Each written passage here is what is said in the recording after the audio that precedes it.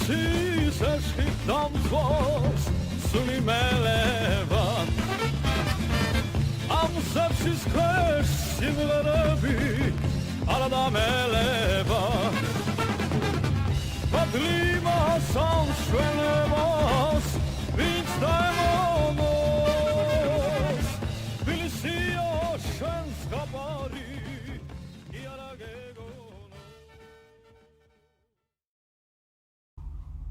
Hello everybody and welcome to Reimagining Soviet Georgia. My name is Brian Gigantino. First and foremost, I want to give a huge and heartfelt thank you to our patrons.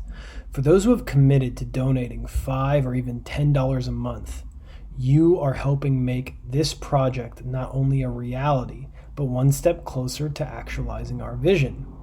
For those who have the means, please visit patreon.com/reimagining Soviet Georgia and consider becoming a monthly patron. Every single cent counts in helping us maintain the project and expand the scope of what we do. I'd also like to give a big shout out to our listeners. Every single episode that we've had and released up to this point has seen an increase in listenership. This is really exciting for us, and we promise that there's more to come. Thank you so much for listening. And if anybody has any comments, questions, or suggestions, please feel free to email us at reimaginingsovietgeorgia@gmail.com, like our page on Facebook, or join our Facebook group.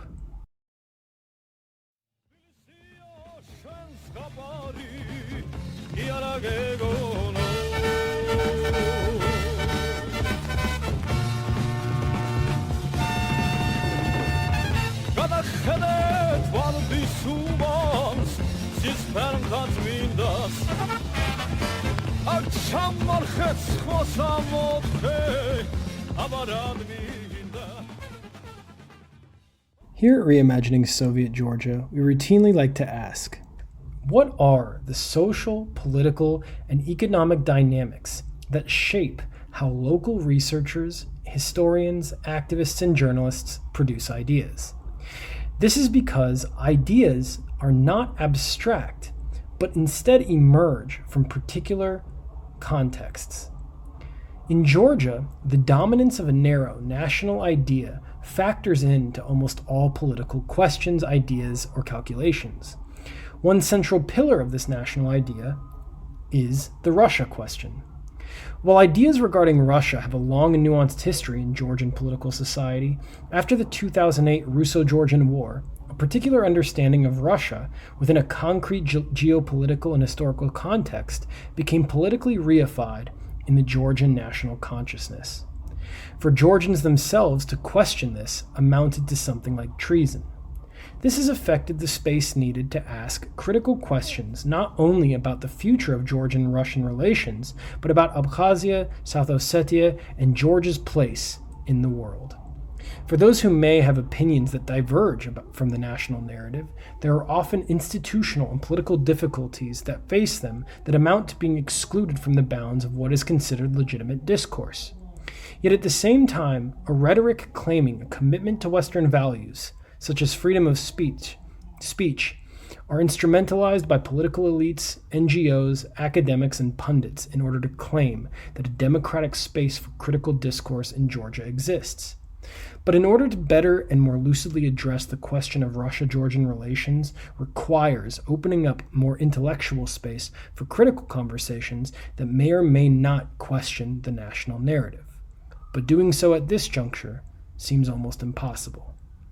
To discuss these issues and more, on today's episode, I interview Tbilisi-based lecturer and researcher on securitization, Russia studies, and Caucasian studies, Archil Sikharulidze. I'd also like to apologize that you'll notice through the episode there's a little bit of background noise. There was some construction going on, and, well, sometimes you'll hear a chainsaw. But don't mind it. The conversation's interesting. Enjoy. All right, welcome Archil Sikharulidze to Reimagining Soviet Georgia. Archil, so tell us a little bit about your background. Who are you and what do you do? Hi, thanks for having me today. As you said, my name is Archil Sikharulidze, and I am a lecturer at Tbilisi State University, the leading public university in Georgia. Also, I am an analyst at Norwegian Helsinki Committee, where I do analyze the human rights issues during the First and the Second Chechen Wars. Also, I do write articles about the history, about political analysis, about sociology, and about the political aspect of Muslim community in Georgia. And also I'm a PhD student at Georgian Institute of Public Affairs.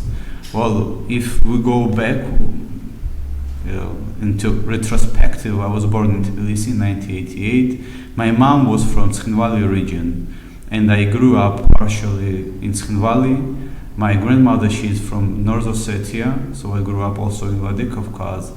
So I perfectly know situation in South Ossetia and Tkhinvali region, as we call it, Georgians, in North Ossetia, and also I know on the speaking level Ossetian language. So currently I am writing articles, collaborating with Friedrich Ebert Stiftung Armenia, with MGIMO, Moscow State University of International Relations, and we're working on memory identity.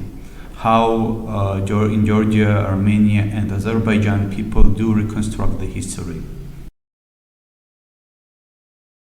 So what is it about your identity that is, half Ossetian, half Georgian, but not just identity, your experience spending time in Ossetia, Vladikavkaz, and in Georgia? How does that affect your research and what you write about and what you know? What you can see about the situation there? Well, I always say that as a citizen of Georgia, I feel myself as a Georgian, but I always remember that I'm half Ossetian. I think the problem here is that when I was a small child, I never felt that I was not non-Georgian in Georgia. I think I need to thank my father for that. But in Ossetia, when I was in Vladikavkaz or in Higher Fiagdon, Verkhny Fiagdon, this is a village in the mountainous part of North Ossetia, they always asked me whether I am Georgian or Ossetian. So I always felt this in Ossetia. They always asked me, Gurjag da. Gurjag means like, in Georgia, da, you. It means like, are you Georgian? And I used to say that I am half Georgian, half Ossetian. So because of that, I always felt in North Ossetia, I always felt that I was not fully Ossetian. I was half Georgian because my father was Georgian. So probably because of that, I more feel myself as a Georgian rather than as an Ossetian. But definitely it affects myself because I remember this. I remember the destroyed streets of Tkhinvali region. I remember myself in my childhood walking in the city center, and there was no light, no heating, destroyed buildings, and poverty, and attitudes. I mean, after the first war, and it was mid-late 90s. Then, because I was moved by my mom to Moscow in 1997, and then I came back in 2002. So I spent in Moscow 5 years, but before that, in mid and late 90s, I was in Tkhinvali all over again in summertime, and I have plenty of relatives there, and that's why every time when I hear about South Ossetia or about Tkhinvali region, how we call it, I always remember my childhood. I always remember that people there were angry. What do you think are some of the biggest misunderstandings or misconceptions in Georgia today about South Ossetia, about Ossetians, and about the experience of the war? I think the biggest problem here is that Georgians don't understand Ossetians as a small nation, or we can call it small community. I don't want to disturb my Georgian colleagues when I call Ossetians nation, especially South Ossetians, and I don't want to insult South Ossetians when I speak about South Ossetians, but let's call it community, okay? People in Tkhinvali region, they do not live every day expecting that Georgians will come, reintegrate them, and bring to European future. That is the biggest misconception. Every time I hear that our Ossetian brothers are waiting for us, my reaction is, my relatives who live in Skin Valley region, they don't expect Georgians coming back, putting monuments of fallen Georgian soldiers there, and saying that we finally integrated Ossetia or Skin Valley region to Georgia. This is the biggest possible mistake that I ever hear. But I know that there are some Georgian scholars, thanks God, who also mention this. And I do think that Georgians must realize Skin Valley region is not a place where people pray for Georgians. This is a place with a small community who suffered a lot.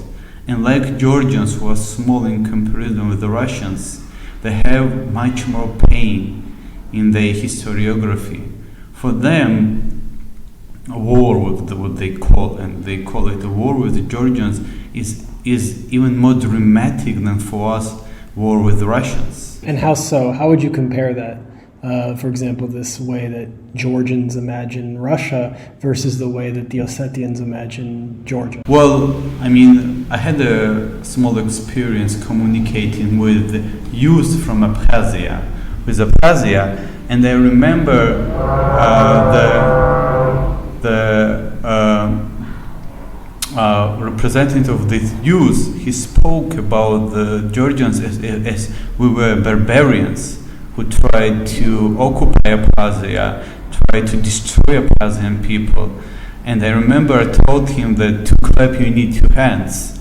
You cannot just take and blame everything on Georgians. The same is here. Georgians blame everything to Russia, and Ossetians blame everything to Georgians. This is a perfect comparison, I think. So blaming to another person, another state, is the easiest way to find a solution. But I would like to outline that we speak about reconciliation here. Reconciliation means that you recognize your own mistakes.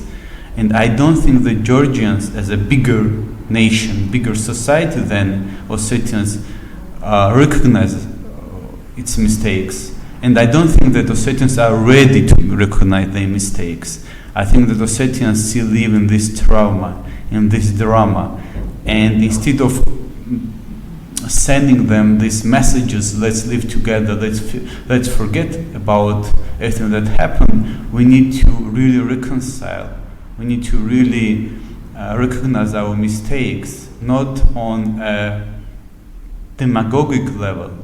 What we hear, like we will probably all remember this, there was like social movement, let's live together. Yeah, can you talk a little bit about this social movement? Yes, there was a social movement. I don't remember how it was called, but it was with regard to Abkhazia, and there was like a statement meaning unity. Oh, yeah. And the Georgians used to repeat this unity in Abkhazia and in Georgian, and then there was a really perfect article where Abkhaz wrote that this does not correlate, this does not work, because in Abkhazia, unity with whom? With Georgians who intervened to Abkhazia, who used tanks to take Abkhazia by force. So this once more showed that there was a theory or hypothesis that more time goes, less painful it will be for Georgians and Abkhazians. For Georgians, yes, it is true, because Georgia is a bigger society. We are moving forward. But for Abkhaz and for Ossetians, this is not something that is happening. Instead of that, we're seeing bigger distance, abyss, between Abkhaz society, Ossetian society, and Georgian society. The youth in Abkhazia and South Ossetia, they didn't forget anything. They remember perfectly how many of their relatives died there, how many bombs have fallen there. While in Georgia, the new generation is totally detached from that.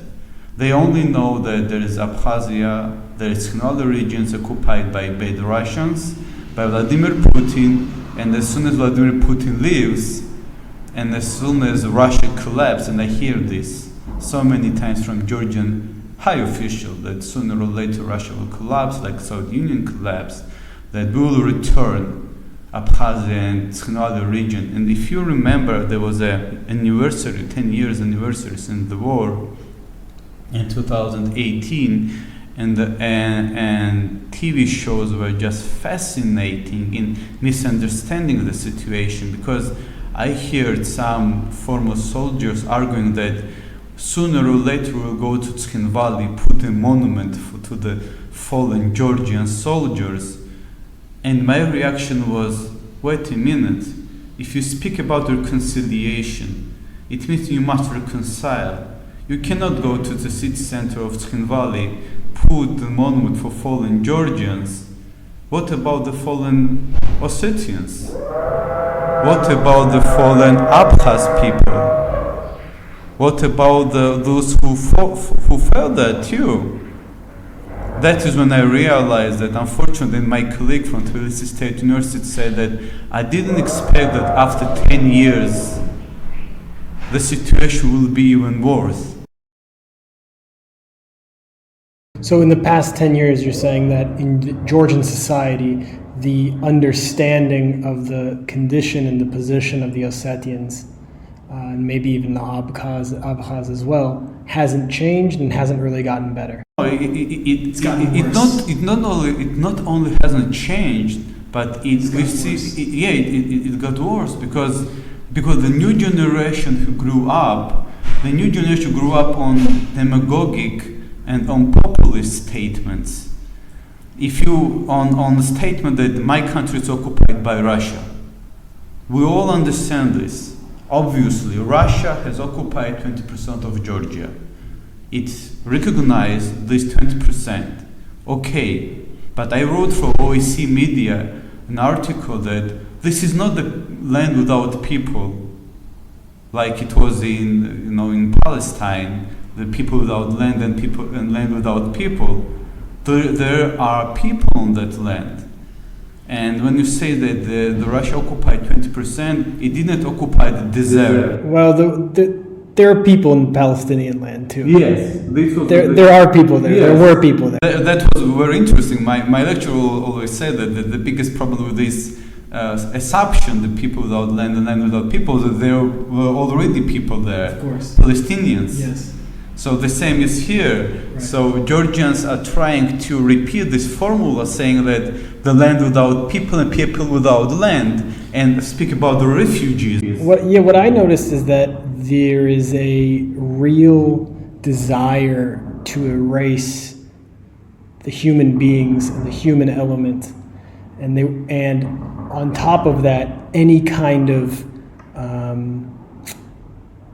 agency that Abkhazian people or Ossetian people would have, number one. And then number two, there's a mythology about the inability for Georgians and Abkhaz or Georgians and Ossetians to live together in a way, Yeah. And I think that there's this attempt to say that either they're not really Abkhaz or Ossetians, they're actually Georgians, or there's an idea that says, these people, much like, Azeris or even Armenians sometimes, are so different that there's no possible way we can live together. I can agree with the first point, definitely, that there is an attempt to show, as we argued previously, that there is no one there.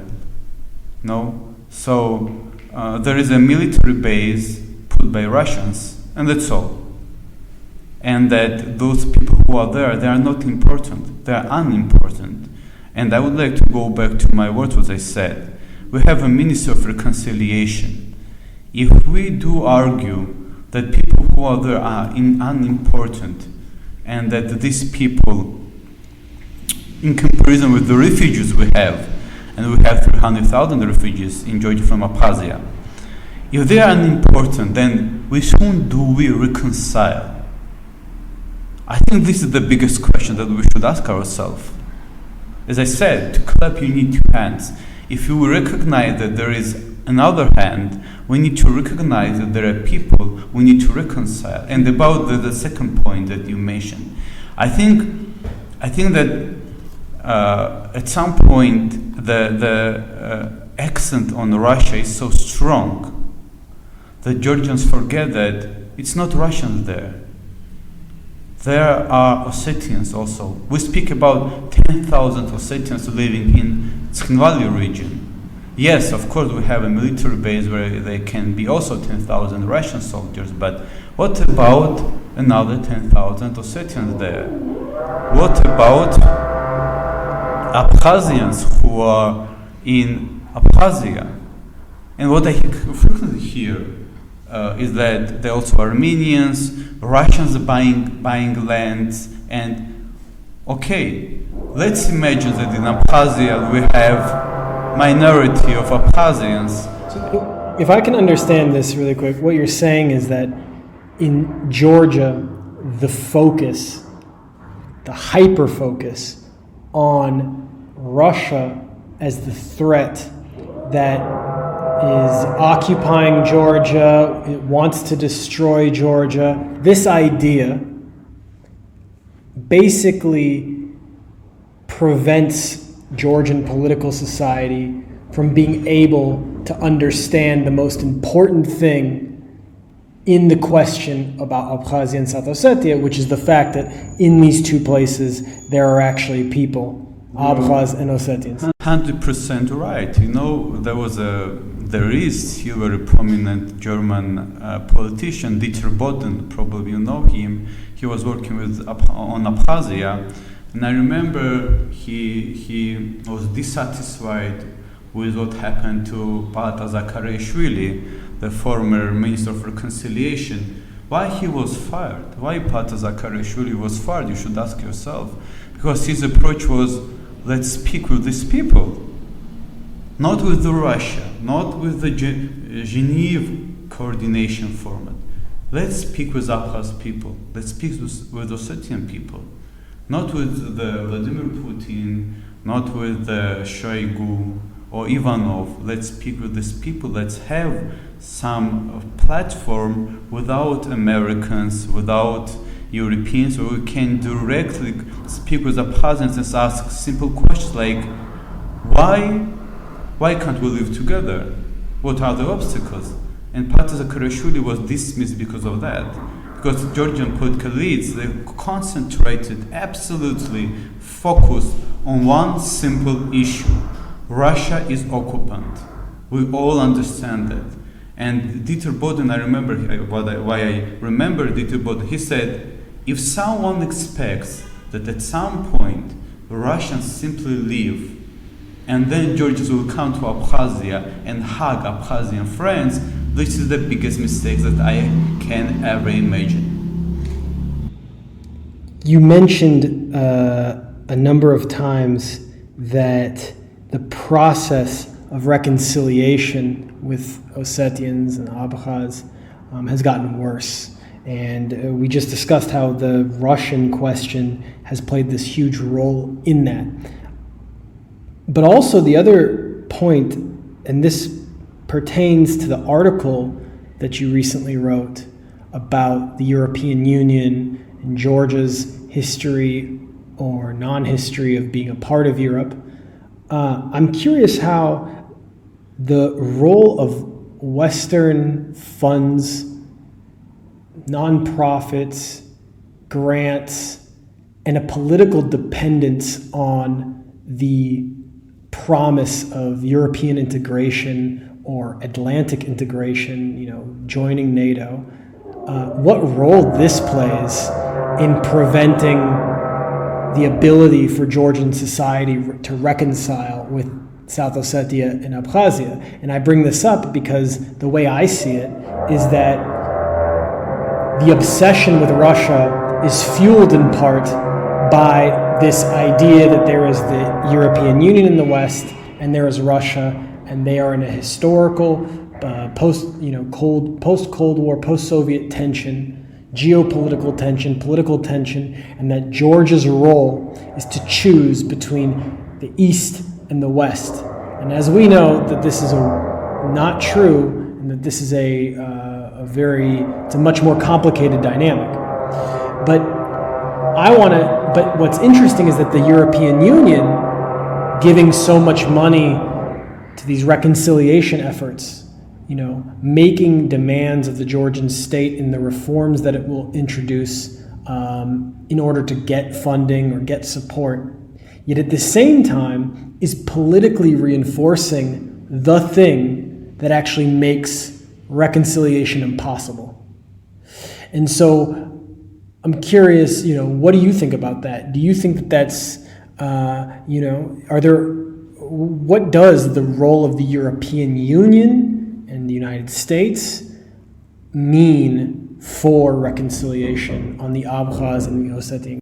I will bring the formula which we use when it comes to the Kremlin, to the Moscow. The Kremlin has a few towers.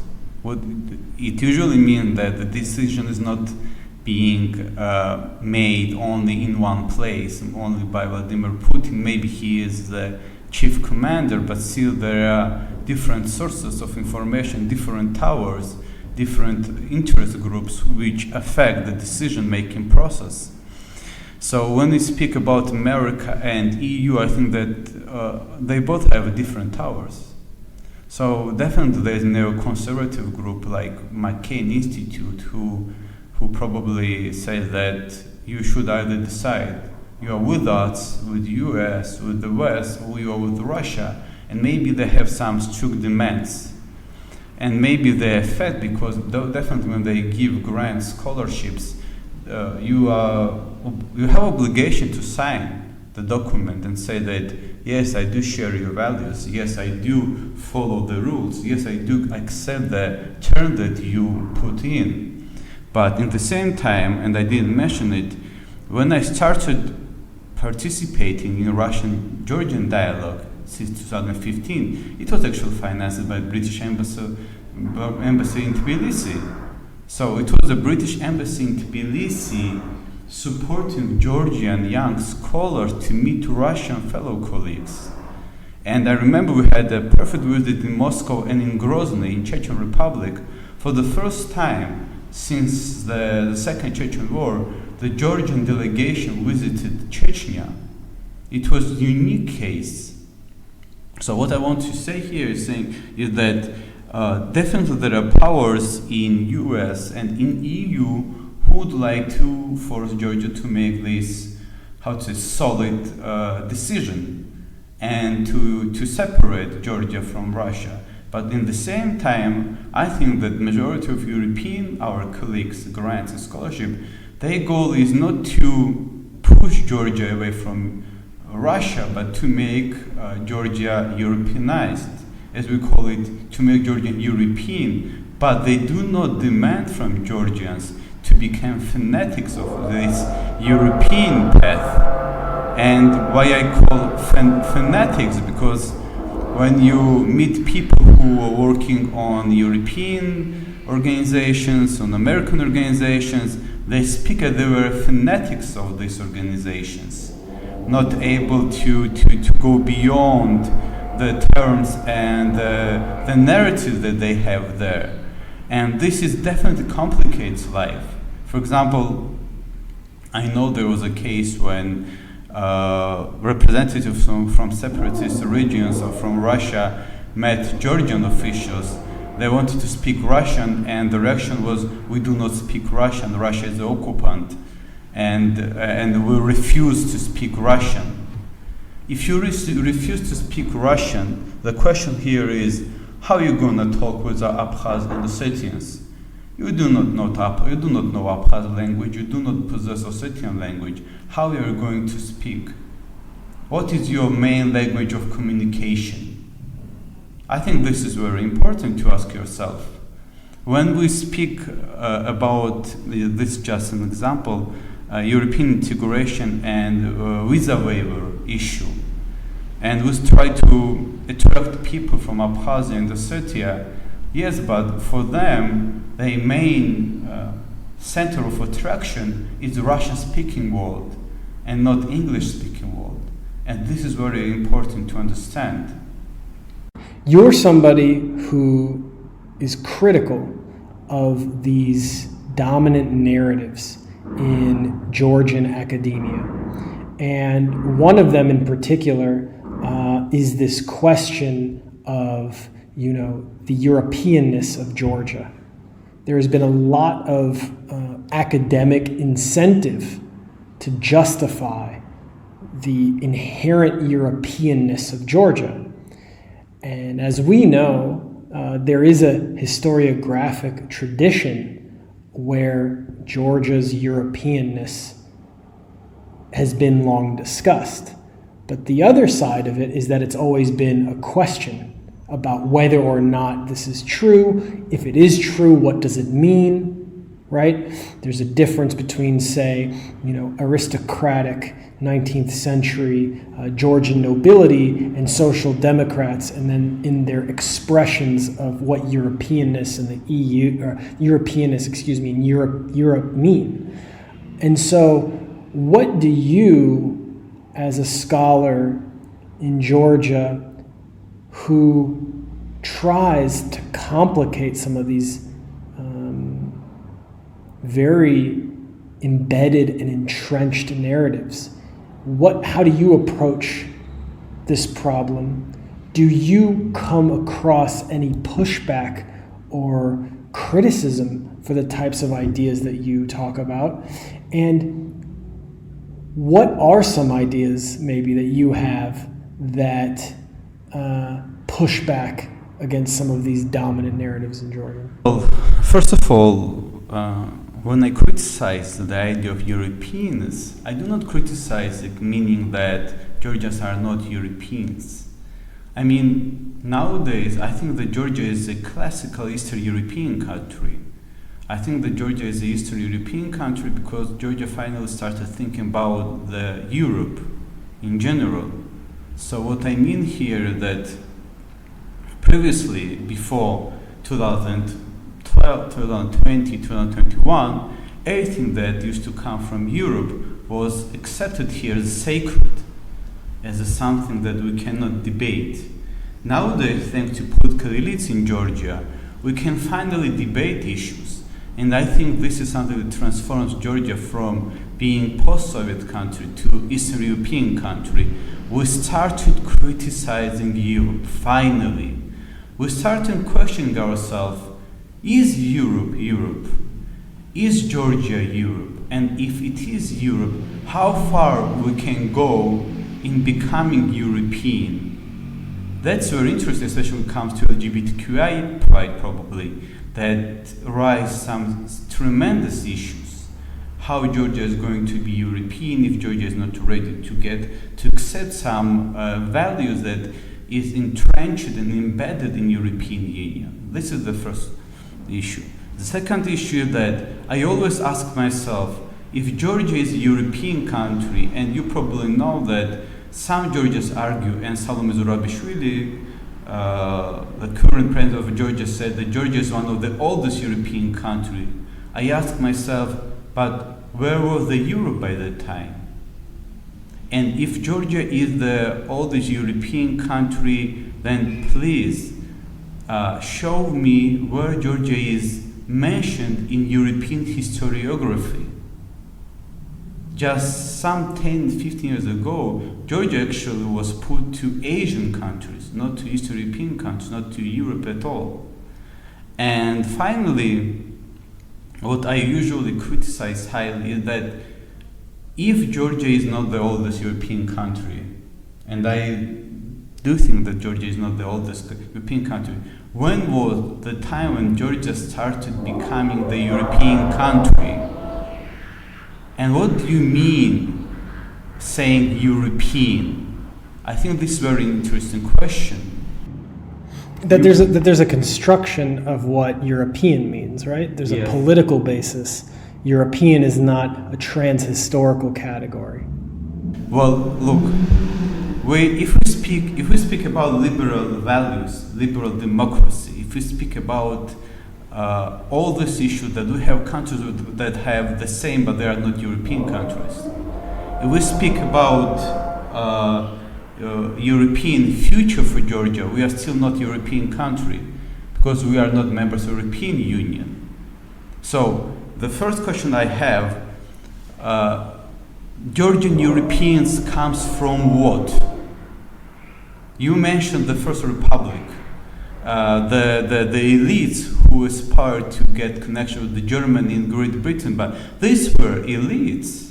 In my article, I mentioned that the famous formula, I am Georgian, thus I am European, said by Zurab Zhvania. This was the slogan of a very small group of people. Even nowadays, if you come out in Tbilisi and ask, are you European? People will not understand what do you mean here. And that is what I criticize in my article. Well, that's what I ask myself. I ask myself, in what way we are Europeans, when we started being European, and what does being European actually mean? What actually I hear from my friends, all my friends from EU, when they come, they say, you are not a member of European Union, but you have so many European flags. Why? And I say, I don't know actually. But there's the general assumption that by putting flags, we show our aspiration to become member of European family. So that is my criticism. I do not criticize Europeanness as a future for Georgia, but I have serious questions. When, how, in what kind of Europeans we are, and I don't have answers, because as I said, Georgian historians with help from external grants and scholarship, they do construct Georgian historiography. They do build the new blocks every day, but you cannot understand where is the beginning and where is the end of that construction. And it's not a secret for everyone in Georgia that Georgian historians, they do not study history. They construct history. What is the difference between studying history and constructing history? Studying history is when you are absolutely objective, more or less. Meaning that, for example, when your goal is to prove that Georgia is a European country, it means that they are constructing history. When your goal is to just look whether Georgia is a European country, that is what I mean studying history. For example, every time in international relations, when we are expressing some hypothesis, then we are trying to find some materials that can prove or disapprove our views. If there is not enough proof, it means that we cannot prove our hypothesis and we abandon it. We are looking for other materials. The same is here. When a historian aims to prove by all means that Georgia is a European country, it means that it has some incentives. It has some motives. It's not objective in its main goal. Because the main goal here is not to study Georgian history, but main goal is to prove that Georgia is a European country. These are two absolutely different issues, and I would like to bring one case. When I applied for my PhD, I sent a research proposal about Georgia. My German colleague wrote me back, do you think as a Georgian you are eligible to write paper about Georgia because maybe you are not objective in your considerations, in your assumptions, because you are a member of this process. Maybe you will have incentives and motives to prove something that is not there. I could not understand this, but now I understand. If you make research and your main goal is to find something that you already know, it may disturb you from real findings.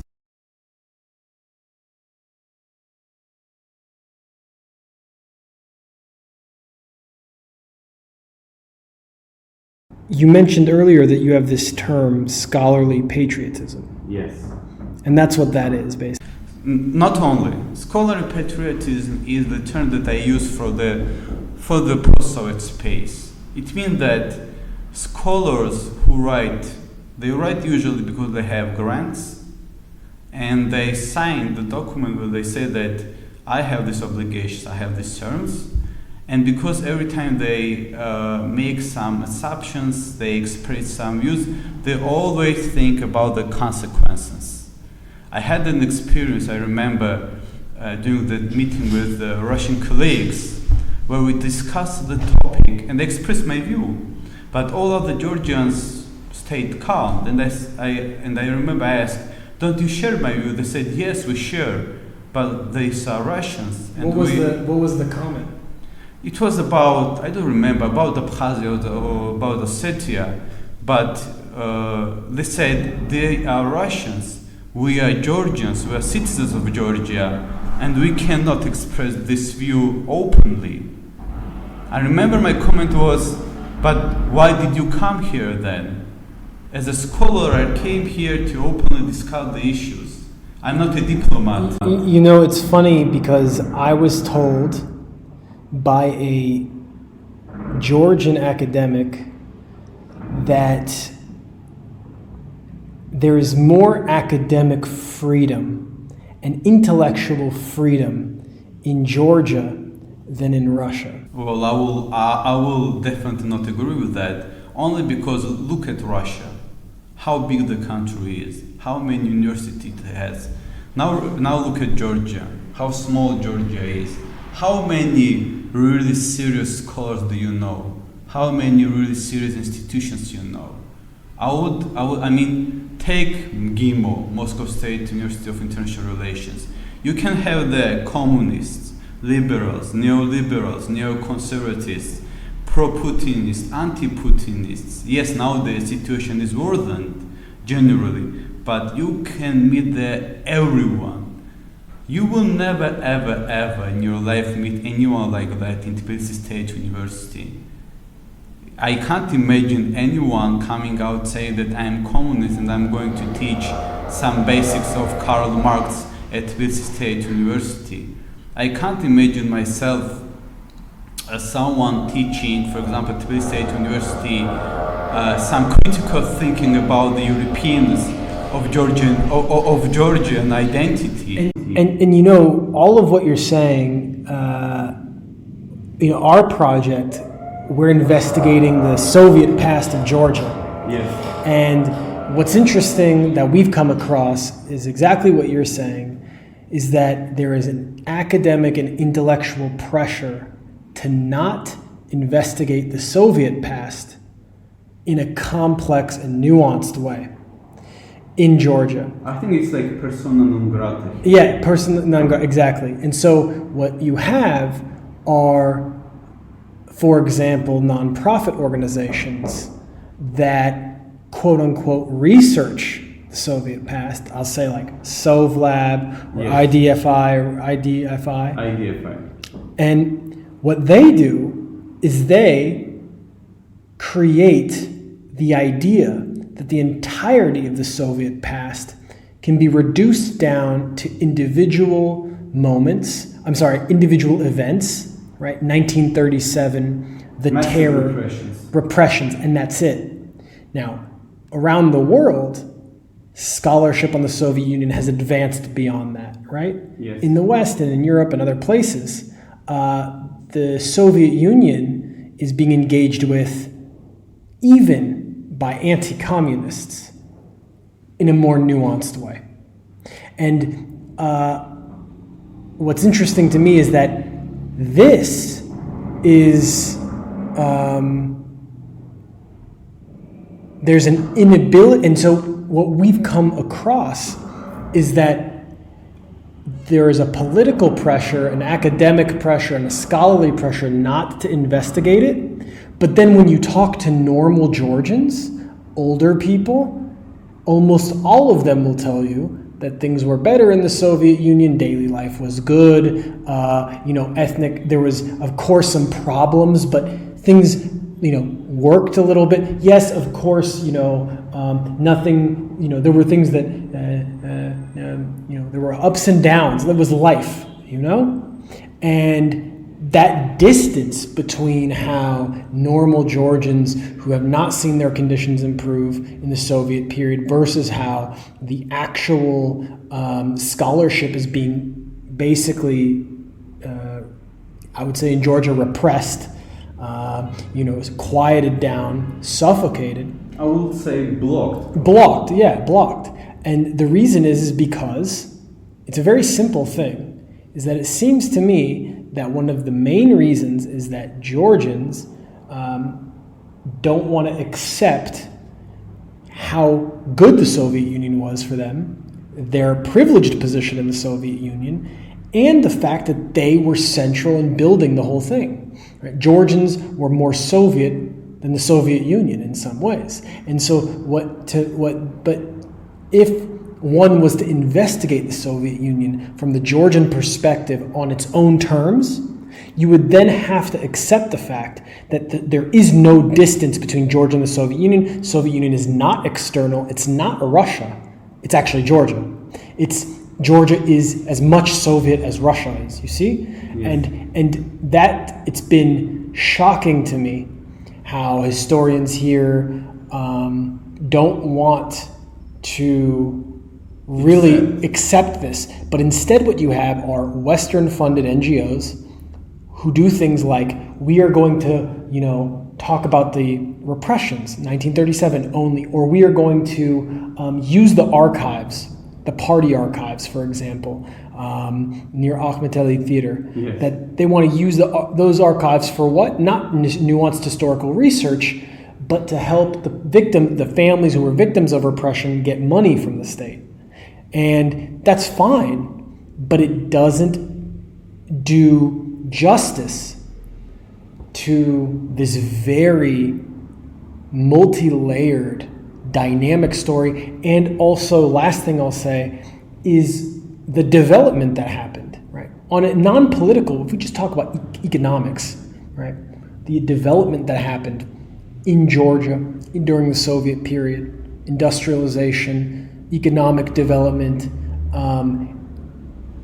integration with the surrounding republics, right? Integration with the Soviet markets, and then even more, people don't want to talk about this, the economic reforms undertaken by Shevardnadze, which were so good in Georgia that they then spread them throughout the rest of the Soviet Union, right? Georgia was an experiment within the Soviet system to build efficiency within the industry, and in the 70s.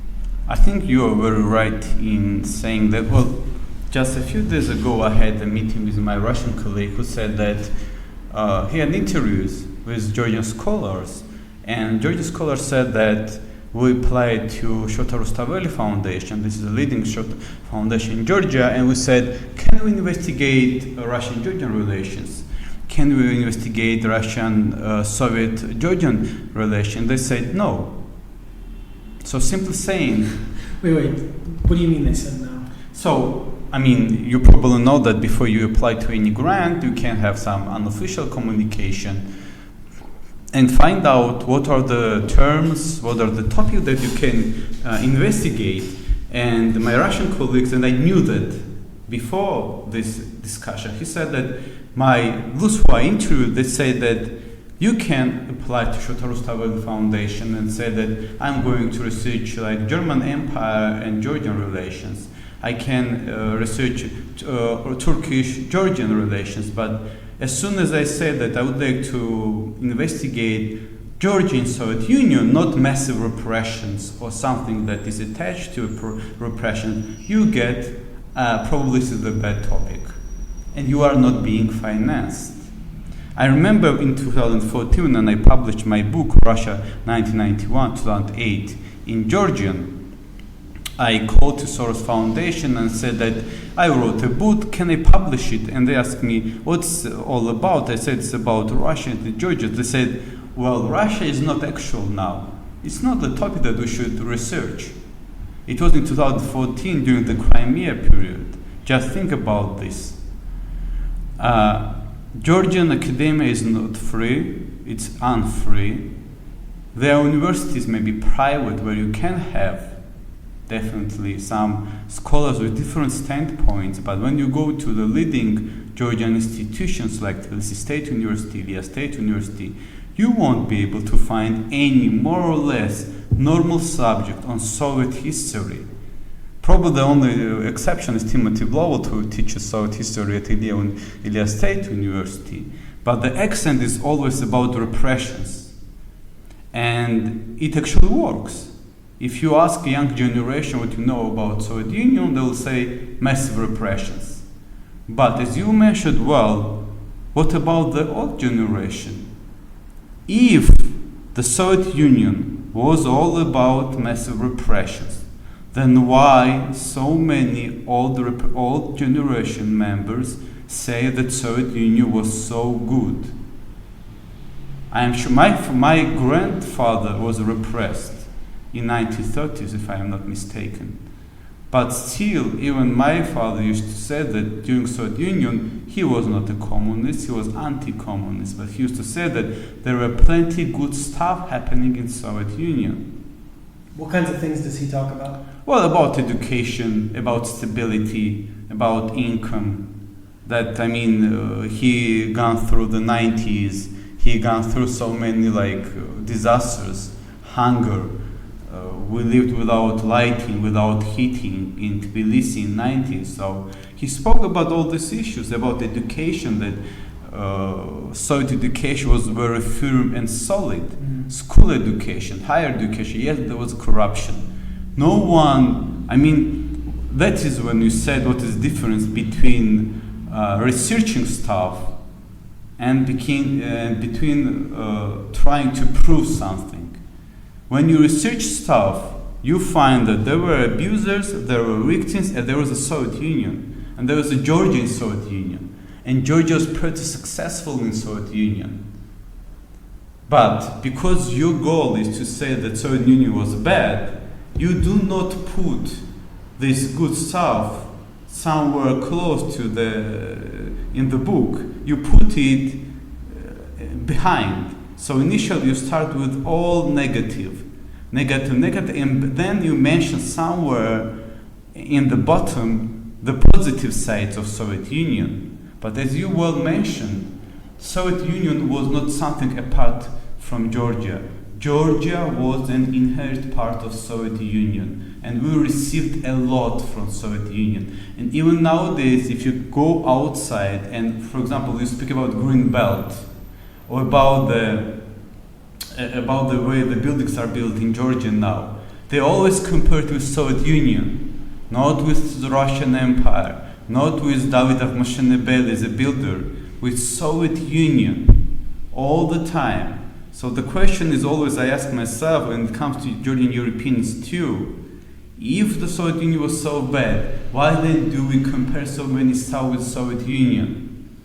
So studying Soviet Union doesn't mean studying how bad Soviet Union was. Yeah, it seems that... And sorry, one more thing that I would like to add here, that I remember one more thing in Georgia. When I went to Tbilisi State University, I said that I would like to have one small room and to make an institution that will make research on Georgian-Russian relations. And I remember reaction was like, why do you need this? We all know what is the situation. Learn Georgian-Canadian relations. Learn Georgian-Turkish relations. I said I don't need Georgian-Turkish relations because I would like to learn Georgian-Russian relations. And I got refusal. So generally saying, I can say nowadays that Russian studies in Georgia does not exist. Soviet studies, I mean the same Sovlab, Soviet Research Laboratory, it does some stuff. But even here, political incentives are so strong that you cannot differentiate between real, serious research and politically motivated research. And as I mentioned in our podcast, you should always ask yourself how ethical is for you to participate in this research. If your grandfather was murdered, assassinated by Soviets. Can you research this time frame? Probably not. Especially if in your family you have a very strong memory about this catastrophe. You know, that brings up another subject, which is the question of memory. It seems that often when people are talking about memory, right, they talk about some kind of their social memory, their sites of memory, there are places, maybe there's statues, things that elicit memory in a way. But not very often do people want to talk about the politics of memory in the way that they are politically constructed, politically rooted. For example, in the European Union, as the post-communist states started getting incorporated into the European Union, right? You got things like the 2008 Prague Declaration, which stated that this Holocaust, Nazi Germany, and the Soviet Union and Stalinism are the same. And they started using anti-communism and an anti-Soviet position as a basis for building a European identity, a European community. So then, the Baltic states, Poland, start to use an anti-Soviet sentiment to nation build. And what was interesting in Georgia, what I noticed is that they try and copy the ways that the Baltic states and Poland and Western Ukraine tried to structure an identity rooted in an anti-Sovietism. But the most important thing for Georgia was that it was actually being used at a time under Saakashvili especially. Those started a little bit under Shevardnadze, you could say, or maybe initiated under Gamsakhurdia. There's a debate we could have. But in particular under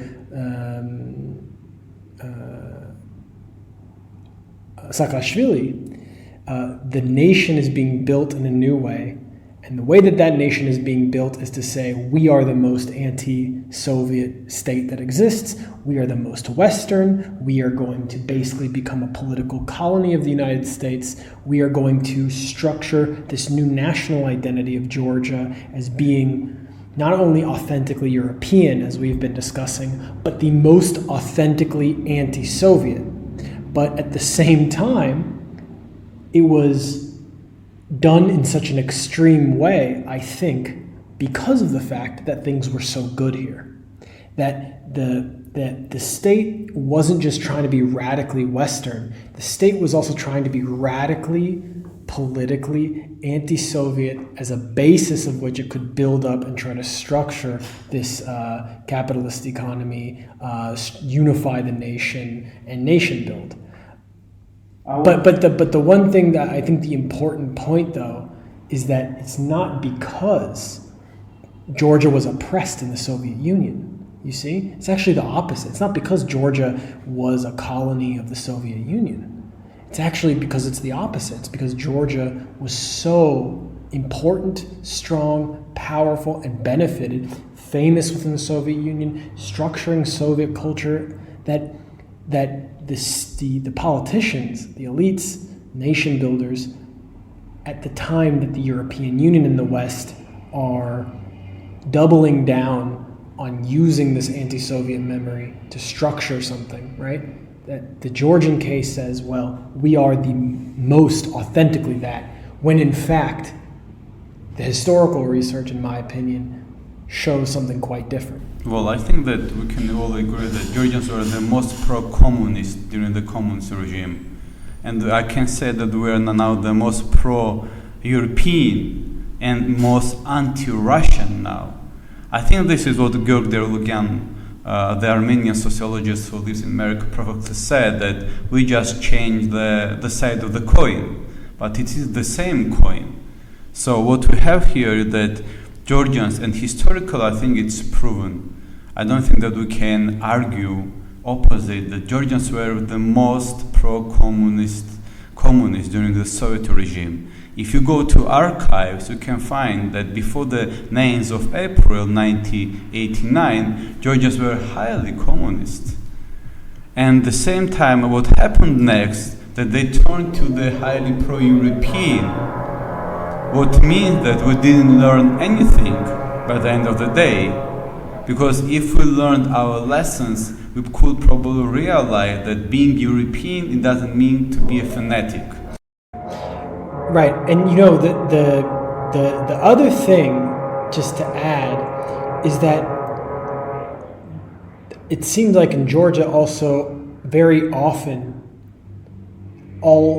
despite this good experience of the Soviet Union, that all negative things in the society are seen as a vestige or a result of the Soviet past. What can else actually Georgian politicians say? Well, let me first of all finish with the Poland example.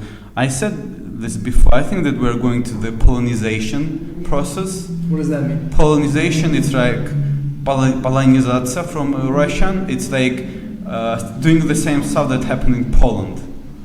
So you probably know that in Poland, they, as you said, compared like Nazi Germany with Soviet Union, Holocaust. Yes. So what we are trying to do, we are trying to copy Poland. I said that, look, we should copy Eastern European countries, Baltic states, Poland, and Georgia is like Poland was repressed, oppressed, occupied, but this is false claim. I mean, my German colleague said that Soviet Union was probably supranational entity, not empire. So, as a supranational entity in Soviet Union, Georgians lived really, really well. But as you said perfectly, people who are trying to generally emphasize that everything bad comes from Soviet Union, they try to say that even good stuff that Georgians had because Soviet Union was bad. What do you mean? What I mean, for example, Georgian economic growth. They say it is because somewhere there, like slave or labor was used. So that is the concept. I mean, even in good stuff, where you can definitely say that, well, Georgia benefited from Soviet Union, they're trying to find some excuse why Georgia lived well. Why Georgia lived well in from economic standpoint? Because there was a high corruption. Georgians really knew how to corrupt money, because labor was used, and so on and so forth. And you said about the when you write the issue of Poland, I cannot just avoid this topic. During Mikhail Saakashvili, there was a term called charetschileby. Maybe you know it. It means fleshed. It was when you flushed to the toilet. Sorry for this comparison, but charetschileby. It means he came and he said that everyone who was born in the Soviet Union, everyone who was more or less attached to Soviet Union, has Soviet mentality. So we need to flesh these people, get avoid from these people. And he called them charetschileby, fleshed generation. And this was, I think, an attempt to repeat the Polish model. Because you probably know that a few years ago, in Poland, they fired everyone who had the lustration. Lustration process. They fired everyone who had some connections with MGIMO, with Russia, with the Russian or Soviet past. But what is interesting, in Georgia, they would like to repeat the same, but they can't. Because if they repeat, those people who are going to do this will be fleshed too. Because their ancestors, predecessors, they belong to Soviet legacy too. That is all the anti-Soviet people come from Soviet elites. Yes. I mean, all anti-Soviet elites are ancestors, predecessors, Products of the communist elites. Yeah, definitely. So you cannot illustrate yourself, and that is what is very interesting here. During Saakashvili, there was also this new term called New Georgian. Maybe you heard about that. Mm-hmm. So, while the half of the Georgian society was fledged because they were above 35 years old, the Saakashvili's main goal, that I mentioned this in my article, was to create the New Georgian, the new generation of Georgians who would be, from his standpoint, their identity will be based on European values. And this correlates what we talked about, that Europeanness, what does it mean? But the whole idea of a New Georgian failed, actually, because Saakashvili made lots of mistakes, and we could not find a formula for New Georgian. What is New Georgian? How should we understand that? And how it fits to the idea of Europeanness? Why do you think it failed, though? It failed, though, because the reforms were, some reforms were very successful, like police reform, like tax reform. But when it comes to education, it failed. Higher education system of Georgia is in pretty dramatic situation. The school education is very low. And to bring new Georgian, you need to bring new education, you need to bring new generation. And the new generation is more combination of the post-Soviet legacy and the European-minded people and European-oriented people. So because of this mixture, you cannot have a New Georgian, especially when you mean what Mikhail Saakashvili meant. He wanted to totally unfree Georgians from the Soviet legacy, and by meaning unfree, he also meant the Russian language, you know? So his main goal was to free Georgians from Soviet legacy by cutting everything that was attached to Russia, some incentives, some memories, and also Russian language. Because he thought that if you spoke Russian language, meant that you had attachment to the Soviet legacy and to the Soviet Russia and the Russian legacy. And I remember that one of the former minister's wife said, the day when the last Georgian will forget Russian, it will be the day when we will get free from Soviet legacy.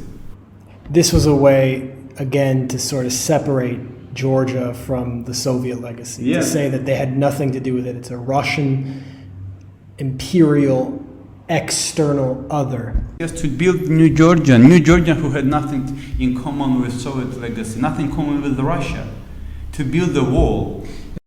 Now, the other thing that I want to touch on briefly is the use of the Soviet legacy in service of building the economy.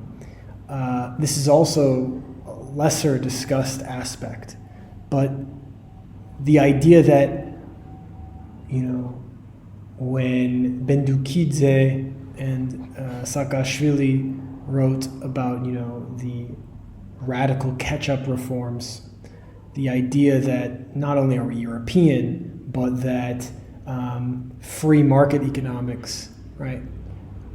Capitalist economy, neoliberalism, a servant of globalization, is an important way for Georgia to develop, to rebuild its economy. And I always looked at this weaponization and instrumentalization of the anti-Soviet, anti-communist politics as a way to try and radically say that socialism and non-market economics are always to be associated with this Russian Soviet other. That Georgians, to be free and truly authentically Georgian, they must embrace liberal economics.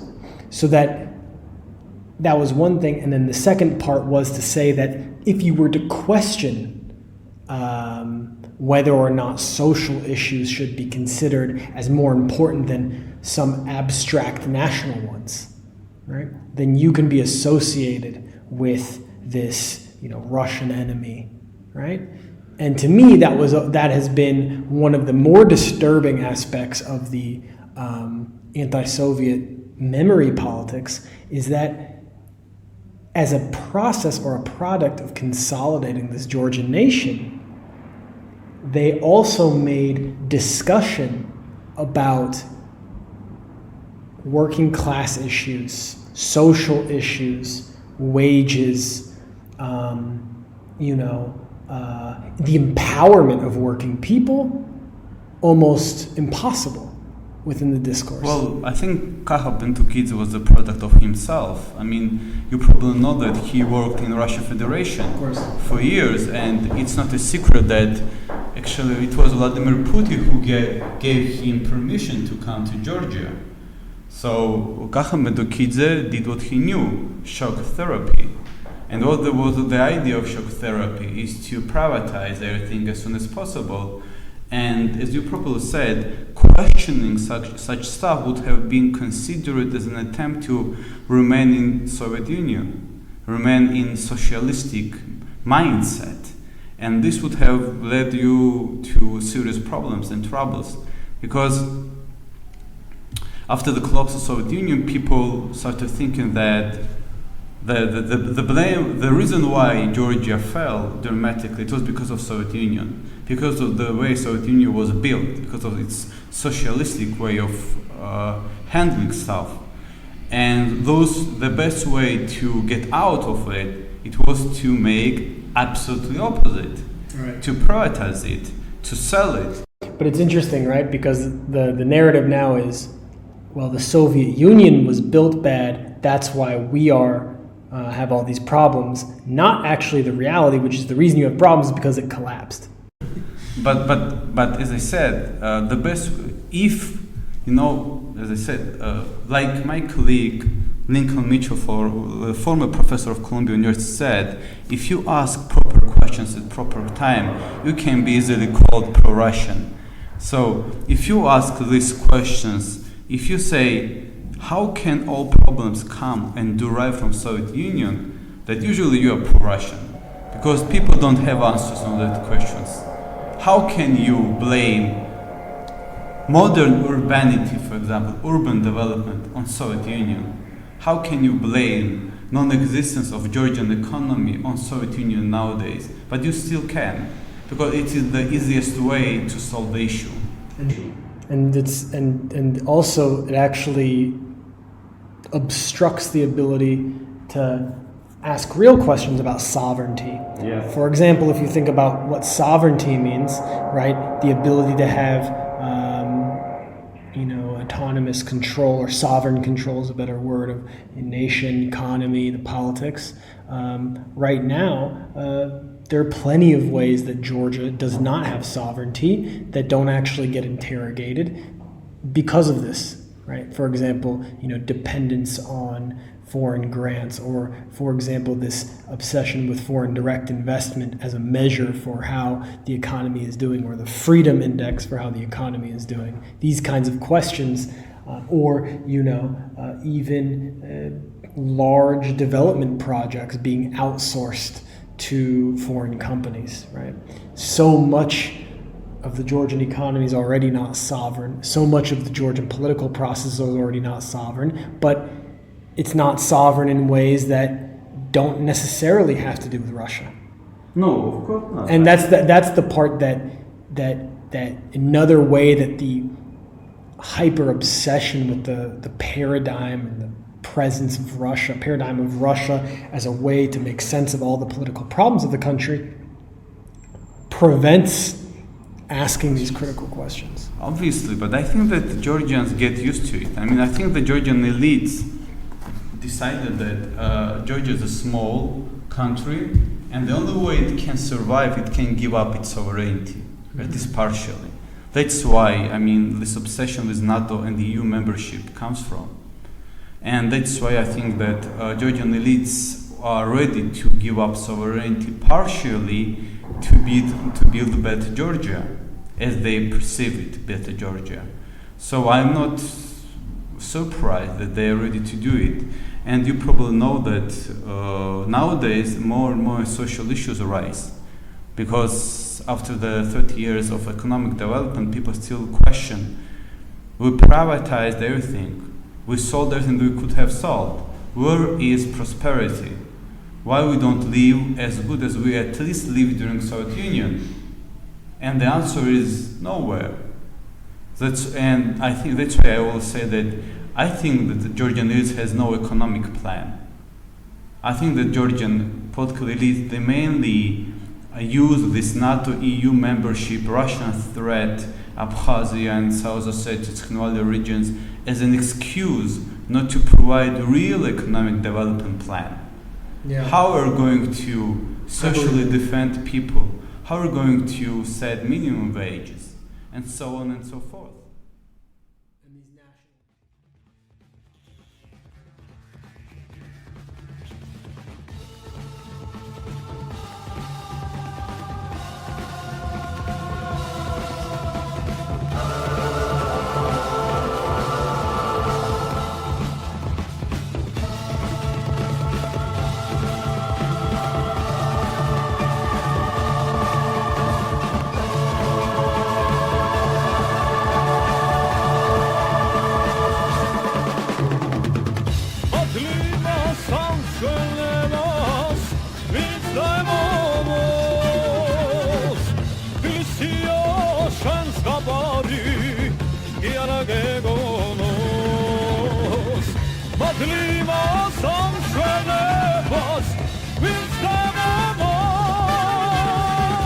Tbilisi-based